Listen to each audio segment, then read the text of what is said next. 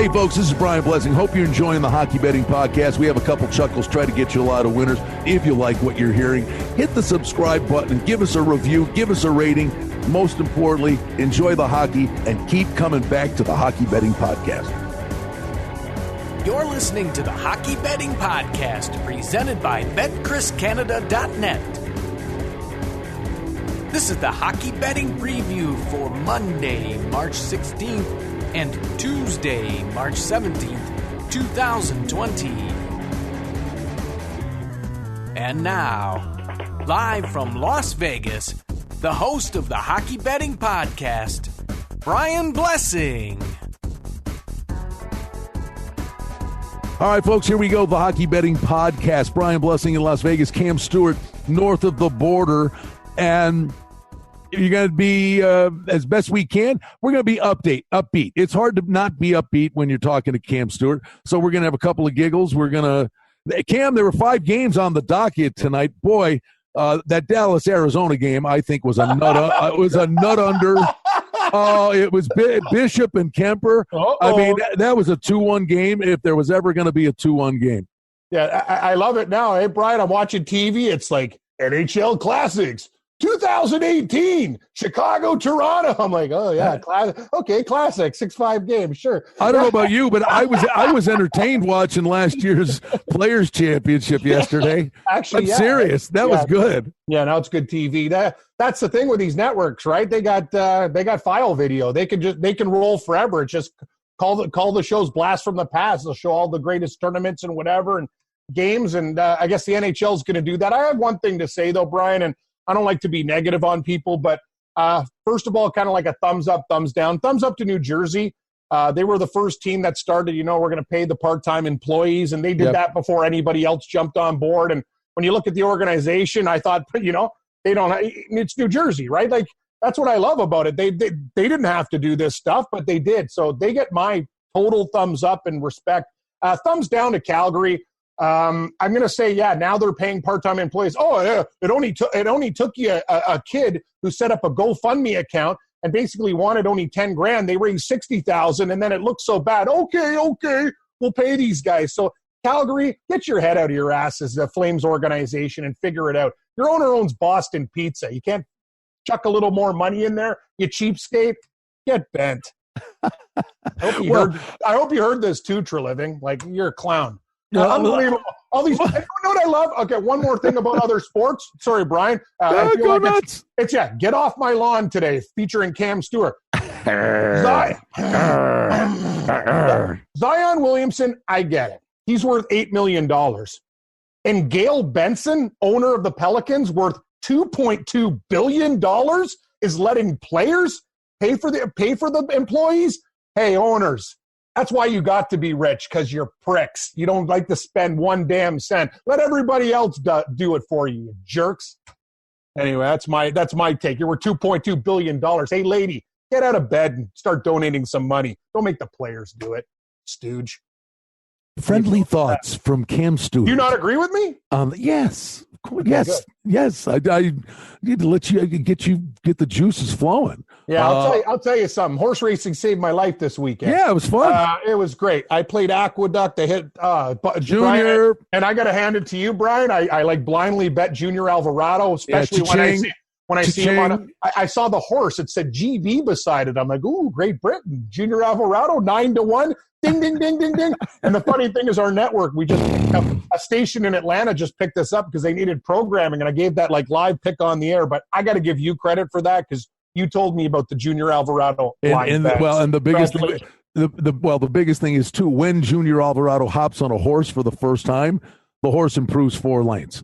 Yeah, he was great. You know what? He started out of the gate last and won. That's how good this guy was. Like, he had a horrible start to the race, kind of got out of the gate weird and went last to first. Brian, kudos to you, buddy. But hey, I want to tell you something. The cool thing about the Hockey Betting Podcast, I think, there's 2 sides to a coin. Yeah, and the one thing that will never change here is that, you are where you are who you are. And God bless you. I ain't changing you, but you can call it organization all you want. And, but from here, you're getting organization. So it's going to be both sides of the coin on the Hockey Betting Podcast. Yep. For sure it is, yeah, and we'll talk, and we'll talk other stuff too, right, Brian? But in a spirit of goodwill, I mean, I'll start cavalierly throwing a "you" in a word for no good reason, but if you want, though, it's just amazing to me, though. Like in today's day and age, like if I had that much money, like I'm already like Brian, you know what I mean? Like me and you, like we pick up a $100 tab sometimes. I'm broke. Like how does an owner worth not millions, billions of dollars, not like open up their wallet? It just tells you about how they got to be rich. They don't give money away, right? But I'm glad a lot of the players in the league, in the NHL, have been great. They've stepped up. I don't expect them to do $100,000-$200,000 like the NBA guys do, who make a hell of a lot more money. But think about it, even $5,000 to the employees, $10,000, something. You know what I mean? That's the way I look at it. You give something. If you're one of the higher paid guys and you have a heart, that's good. Donate. It just dawned on me would be great. It's the NFL is moving along with their off season. Okay, so we got stuff to talk about. How long and we got news from the NHL perspective about what they're telling the players, and we'll get to that. But from a sense of normalcy, it would be it would be a great idea that when we get back to normal, when things here they open the strip back up, I think there should be like a ribbon cutting ceremony at a buffet. And you should be the first one in. Hey, Brian, you got to put that one out on a GoFundMe. Fun Cam's Buffet. At the fun of casino. Wait, Cam's coming to the buffet. The GoFundMe be for the casino. Yeah, great point, Brian. No, it's honestly too, and I don't know what are they going to do with this draft that they're holding? It's going to be in like a boardroom in New York, right? Yeah, no, it basically the event here, no go. But they came right out and said they look very much forward to working with Las Vegas for a future NFL draft and the Super Bowl. So I mean, the event itself is gone, but the draft itself, which it gives us something to watch and look forward to. So that'll be a bridge for us. Now, from a hockey perspective, yeah. What about the hockey stuff? That's the thing. Here's the deal: effective immediately. This is an update from the NHL this morning. Players can opt to return home outside of the club's home city, including outside of North America, to the extent flights are available. I don't know. Europeans aren't going anywhere because there's a ban. I will around, right? Yeah, I can't imagine. No, I don't see how the European guys could make it home. And probably, in reality, put yourself in their shoes. They have families there. I get it. But you know what they could do, though, Brian? You know what they could do? And a lot of the golfers are doing it? They could fly private charter. Private charter, or you go to the United Kingdom and then go to your country, back to the United Kingdom, back to the United States. Because UK doesn't have the ban yet. Isn't that the only place in Europe that these guys can get into? Well, if I'm not mistaken, I believe at midnight tonight. They're done too? From America. Oh, wow. From the States, they added the UK and Ireland to the travel ban. Oh, boy. Okay. Yeah. Okay. So, all right. So now the self-quarantine period should continue within the player's home through and including Friday, March 27th, unless a longer period may be required in accordance with local mandates related to travel. Players should continue to report immediately any symptoms of testing results to the club medical staff. That's the one thing. As of now, Cam, there has been really nothing from a player's perspective on the NHL front where anybody's been affected, although a member of the Canucks full-time office staff has tested positive. Yeah, I got to be honest with you. If it happens, it's going to be somebody on Vancouver. The state of Washington and the province of British Columbia have been hit the hardest with this. So yeah, that totally makes sense, Brian. But these guys, they still want to play, and who knows? Like we don't know the situation. It's kind of like it's an ongoing one, but I got to tell you though, I have a feeling it's going to be. I'm going to stay positive, and I think we are going to finish the year. It might be a hell of a lot later, but think about when did the playoffs start? The playoffs would start. It's usually like April. Yeah, April 10th. First Wednesday. Because I remember my birthday's April 4th, and it's usually like almost a few days after my birthday, or like April 8th, April 9th type of thing. Okay, so if you think about it, we're talking about a month you still could start it basically, and hockey's not like basketball. They go day, like, you know what I mean? They don't have any problem with back-to-backs. What about May? I don't know, Cam. Right now, all the rules that are in place are 8 weeks of not having a gathering of 50 people or more. So I would think what the best case scenario. Okay. The best case scenario for hockey is they would come back, and I think the regular season's gone. I agree with that. Now, they're just what I think they may do is playing game. Is that in both conferences, you've got teams vying for that 8th and final seeding. Correct. I could see them come back with either a broadened playoff tournament with extra teams, or a handful of play-in games to at least give those teams that are right there, because they have not played an equal amount of games. Exactly. So the points mean nothing. It's win percentage.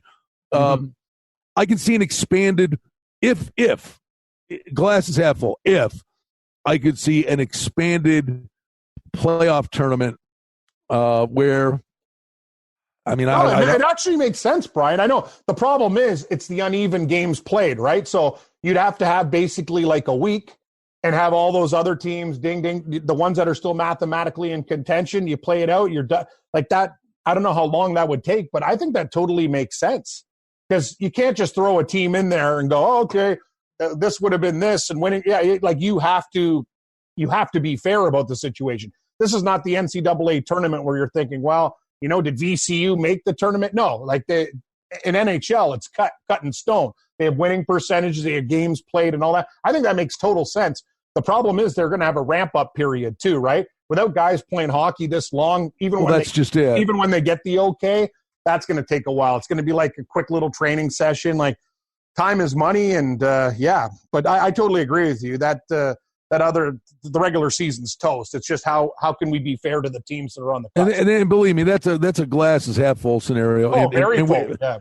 And you would hope that would be the case. Now, the other thing I think they could do, because if there's a way to do this, is how long would it take, and then what impact would it have on next year? Specifically for the teams that would make the final, do the gauntlet, and they'd have a month off in training camp. So there's that to take into consideration. How long that this thing, would bleed out. But what I think they could do to condense the schedule, instead of the traditional 2-2-1-1-1, is if they went to a 2-3-2 format. I got no problem with that. That would save a couple of days a series, in terms of travel. I think it's a great idea. I think, tell you, Brian. If I'm a guy in the NHL right now, I'm like, wow, that Brian Blessing. I think we got to give you one of those blazers with the patch, buddy. You got a lot of great ideas, and the other thing, I honestly, Cam, and we know the games are played at a ridiculously high end level. I would envision, somewhere along the way, even if you went 2-3-2. Somewhere in a series, if you had to play back-to-back, now which is brutal, but you'd have to play some back-to-back nights, not every other night. I mean, you got to look at the big picture. I don't have a problem with that too. And you know what it is? Winning the Stanley Cup is a war of attrition. By the way, backup goalies would be big in that. But Vegas would be a monster with Fleury and Leonard. Right. That's a great point. Another good point. Boston would be a monster with Halak and Rask. Rask and Halak. Oh God. Yeah, no, it's and they'd have to do that. And winning the Stanley Cup final, winning the Stanley Cup is basically what team has the least injuries, who could go in there and play hurt. So the back-to-back thing, just throw more wood on the fire. Hockey's the hardest trophy to win anyway, and the back-to-back scenario would just make it even more impressive to me. I think you have to do it. That's very good plan. Brian Blessing, idea man. There's the thing, kid. If there's an 8-week moratorium on gatherings of 50 people, all right, that's All right, April, May. That's the middle of May. Mm-hmm. Now, for starters, I mean, if you're looking at the season one to award the cup, and then from a sports betting and getting back to a sense of normalcy, in the short term, the one thing would be you play these games in empty arenas. That's the other aspect of it. But first and foremost, and I mean, it's all about, listen, buddy, I love you like a brother. We all want to stay safe, be with your families, and let's wrap our head around the big picture here and hope that by all these extreme measures that all of a sudden we see this thing start to curtail. But I mean, there's smarter people than us out there. No, you hope. You sure hope. You do hope. And just a PSA for all you dirtbags taking 20 rolls of toilet paper when there's a senior in the store. Think about what you're doing. I went to 3 stores around. They have no napkins, paper towel, or anything. I sit talking to this old lady, and I go, you see what society is? These dirtbags are out, buying 50 skids of paper for their stupid damn convenience store or whatever, or hoarding. You know what? People like that burn. A bunch of dicks. I can't believe. We did it twice. Yeah. Hey, here's a tip. Oh, I got a simple tip. I don't know, stupid kid. Can you put a limit on something? It's once you see a problem, you go limit 3, limit 2. Now it's like what? Limit 25, like limit 30. All right. So listen, we're still here. We're soldiering on. I want to thank our friends at BetCrisCanada.net. This has been a great experience for the both of us, Cam. I mean, you and I would do this nonsense on the phone, now we're doing it. We get to share it with people, and we can't wait to get back to, games that matter. But in the meantime, I want to thank our friends at BetCrisCanada.net. I went with the lovely Rhonda over the weekend. Saturday morning, Target opened at 8. We got there at 10 of 8. We're probably about 120 people deep in line. We have 175 packets of toilet paper, one per person. So we shuttled through that thing and then raced over to Costco and got in a line that was probably, and I'm not making this up, I could send you the video, easy 1,500 people. Oh, yeah. And it went ridiculously quick. They shuttled you right through. You went through. You got your water. You got your toilet paper and all that stuff, and it worked. But you're right. It's like, and then you got some people make the best of a bad situation. You get other people, they're stressed out and they're chirping about the littlest thing. I went there to get toilet paper. I saw the line. I thought maybe there was a Cam Stewart book signing or something. I didn't know what was going on. I'll tell you something. Yeah, there's no more toilet paper. What are we going to go down to the local, Mr. Lube, and can I get a case of rags? You know what I mean? Or you got to go old shower treatment. Just put the water on and deal with it that way. Buddy, I got a nice tree in my front yard, but it's like Moretzi's tree at the big tree. Wow, all the other ones are like, oh my God, yeah. He took a piss there, and the next thing you know, that tree, I'm like, wow, that's the biggest tree in Buffalo. It's like that thing's like Jack and the Beanstalk. Look at that thing. It's like wow. You're by the football stadium. And there's a tree the size of the Empire State Building. I was like, wow, that's good fertilizer. Yeah, no, it's just a PSA for people. And I know most of our listeners, because they're listening to our show, are probably great people who don't do those things. But come on, if you see a senior there, some people just need the stuff for basic use. Don't be a jerk. Anyway, you know what, Brian? I'm praying that they don't shut down the tracks. That's another thing that kept me going, as I said before. I do the in-game betting show, but the NFL's got free agency. It'd be nice. What about this hockey? What about the draft and the prospects and all of that type of stuff? I posed this question to a member of the Golden Knights organization the other day. Mm-hmm. Just seeing what's going on over there. Good question. Well, no, and what I said was, is it possible, and I think the answer certainly it is possible, but is it likely that the NHL draft is staged before they give out the Stanley Cup? I mean, clearly they would never be able to get if they do have a postseason tournament, I would think you still have to do the draft at the time you were doing the draft. Yeah, I agree with that. I think you do have to have a draft. And you know what? The best thing about the draft is there doesn't have to be very many people there. What do you have? The players and a representative from the team, right? doesn't have to be that many people there. So I think you can make it work. I agree with you. The draft will happen before the Stanley Cup final, though. That's a no-brainer, right? They still have to do this thing. They can't wait till after the season comes back and go, oh, yeah, we're going to have the draft. Like, I would think you'd do it before. Wouldn't you want to take care of business before we actually maybe do have hockey? That makes sense. Yes, they have to. These guys are got to get in training camps. Go. Well, I would say the other stuff. The reason I would say it is that with all the uncertainty, the one thing is at all costs, if it's cataclysmic to the point where this season, NBA, NHL, whatever, is in peril, the big picture is, for the love of God, make sure that this thing returns next year and you're back on the beam. So to that end, off-season business has to continue. But imagine this, free agency. Josh, what's his name? What's the guy with the Blue Jackets? Josh, is it Anderson?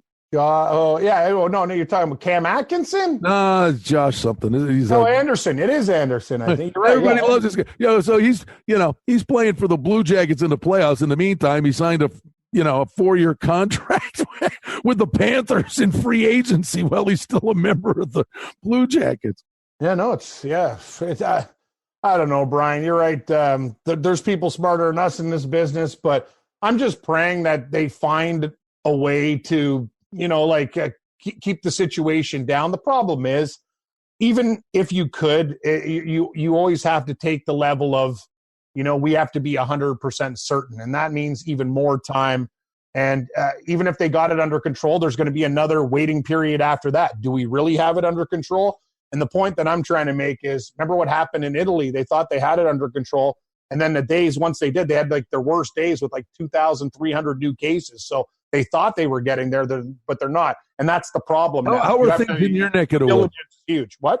How are things in your neck of the woods? Very good, actually. It's weird. The Prime Minister of Canada's wife has it, but I'm in Ontario. There's a handful of cases. I live in a city of, in the mega city, there's 4.5 million people. There's only a couple people that have it. So I'll tell you, though, it's like a ghost town. Nobody's around. You look at the streets, nobody's there. People are working from home. The craziest thing was, I was living the coronavirus life 2 years ago. I never leave my home. I have all my gear right here. I just go to the store. Brian, what do I buy? I pick up a bottle of vodka, beers, a couple groceries, and I come back to my lair to do shows. So it's very different for other people. For me, it's the exact same life I've been living because I do all my radio shows and TV from home. Well, in Vegas, I guess we're looking at Nevada. Vegas is a whole different issue. People are touching cards, chips. That's done. You can't have people sneezing on chips and. No! I mean, the things they've implemented here. I think they whatever. You got to take a powder on this thing for a couple of weeks. But there's 3 people at any table. But statewide, there are 26 cases. So. And the crazy thing is, you just had the Pac-12 tournament where Washington State, Washington, and Gonzaga, those people came in, and we know Washington, had a major problem. So, good point. It's one of these things. Stay safe. Let's get through this for a couple of weeks, and hopefully we see light at the end of the tunnel. And if things start to trend down, then I think that then the leagues become more proactive. But I don't know how there's any way. At this moment, because it's at the peak of, and hysteria is a bad word, but at the peak of the problem. Yeah, you could say it's close. Yeah, but you're right. In many instances, yeah. How odd a weekend without sports, though. I did enjoy watching the replay of the players. Boy, Jim Furyk. Yeah, no, I got to be honest. Should have won that thing. Oh, he left the birdie. He left the birdie putt. Oh yeah. See how close it was too. What a disaster. He left a 15-footer on number 8 in the heart and in short. Yeah, left it short. And at the time you didn't know. And then on the island hole, the putt he hit on 17 was that should have gone in. But was that shot he hit on 18 not one of the greatest shots ever? No, Jim Furyk, it's weird. That was clutch. When you look at guys coming out of nowhere to win tournaments, and he always comes second. It's just there's been so many times he could have won. I really like the guy. He's a working man. Brian, he's from Pennsylvania. Even though he likes the Steelers, I still like him. He just seems like a real good guy. He's a normal guy on tour. self-taught swing. It's ugly, but it works. And, I love the man. But I got to tell you, you got me into horse racing. I have never watched more horse racing than other sports. Like from all week, we were betting on horses. I was watching horses. I woke up, I'm watching English horse racing. They're jumping over things. I'm watching regular horse racing. Yeah, Australia, they're going the wrong way, like the water in the toilet bowl. I'm like, man, Hong Kong's up. Like, I'm loving horse racing. It's the game in town. And the best thing is I could still bet on it with all my apps and stuff. You know what? Pretty nice. Too bad, we got to find another hockey league somewhere. Maybe we could bet on a kids game somewhere in the world there, Brian. Absence. My itch. It's absence makes the heart grow fonder, buddy. Yeah. It's you miss it so much. I can't believe I'm saying this. I would even watch the NHL All-Star game right now. Oh, definitely. Yeah, we could go up to Guelph there, Brian. We can get a pickup game with Nick Peverly and his kids. Oh, yeah, sack my buddy in the nuts. Do it at a pond. No, do it at a frozen pond. All you need is a stopwatch and some cones. That's right. And a ledge on the lake to shoot wrist shots out onto the lake.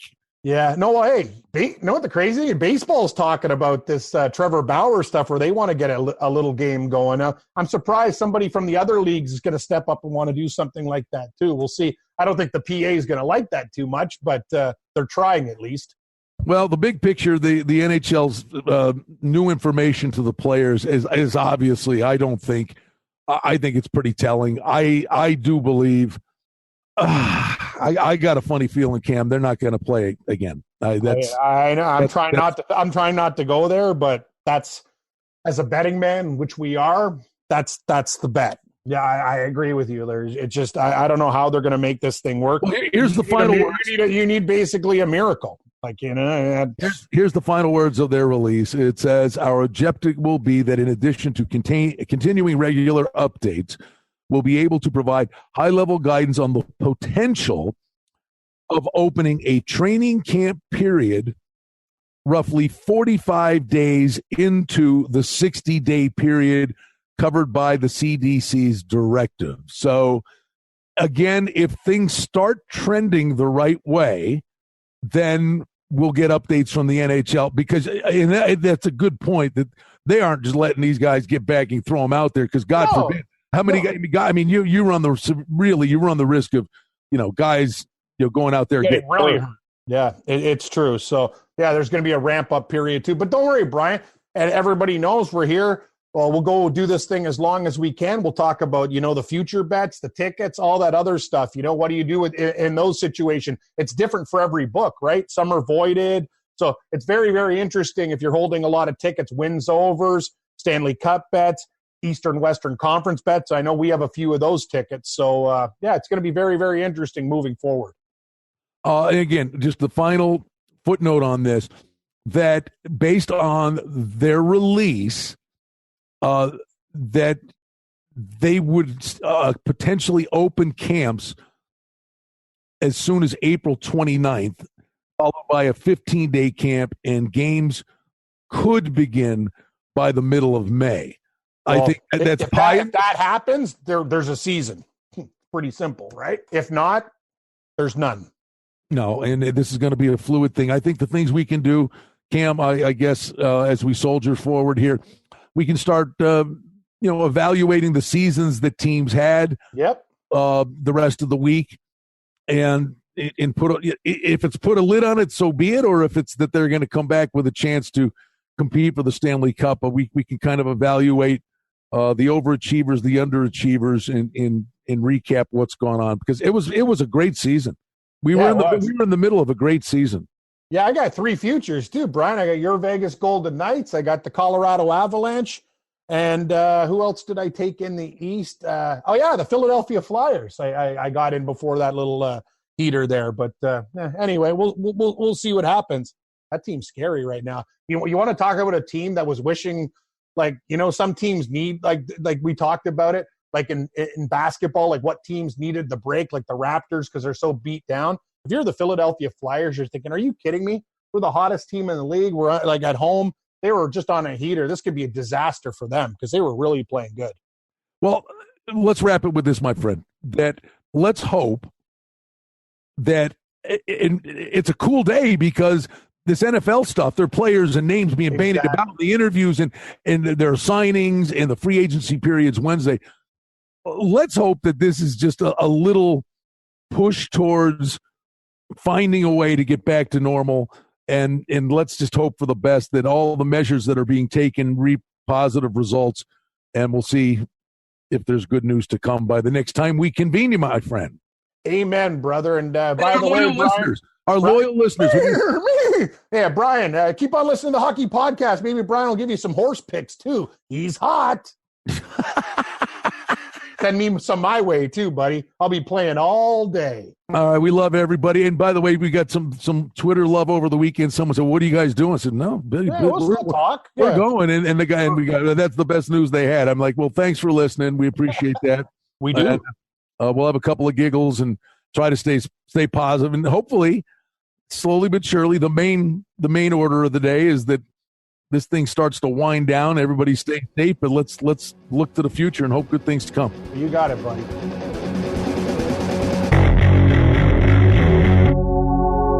Hey, folks, this is Brian Blessing. Hope you're enjoying the Hockey Betting Podcast. We have a couple chuckles, try to get you a lot of winners. Hey, we hope you like what you're hearing, and if you do, hit the subscribe button and give us a review, give us a rating. Most importantly, enjoy the hockey and keep coming back to the Hockey Betting Podcast. The handicapping and sports odds information contained on this podcast is for entertainment purposes only. Please confirm the wagering regulations in your jurisdiction as they vary from state to state, province to province, and country to country. Using this information to contravene any law or statute is prohibited.